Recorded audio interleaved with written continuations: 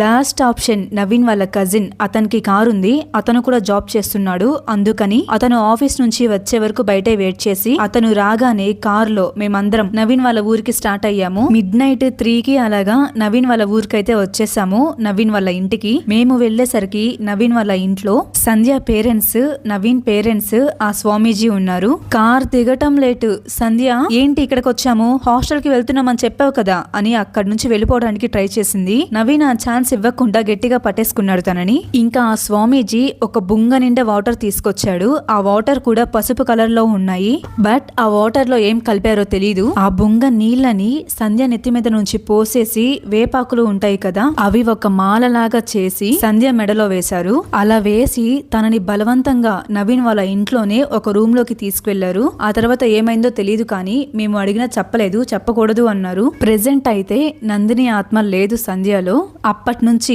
అసలు రాలేదంట సంధ్య ఒంట్లోకి. ప్రెజెంట్ సంధ్య కూడా వాళ్ళ పేరెంట్స్ దగ్గరే ఉందంట. ఇది స్టోరీ అని మన సబ్స్క్రైబర్ మల్లేశ్వరి మనతో షేర్ చేశారు. తను షేర్ చేసిన దాని ప్రకారం స్టోరీ అయితే ఇది.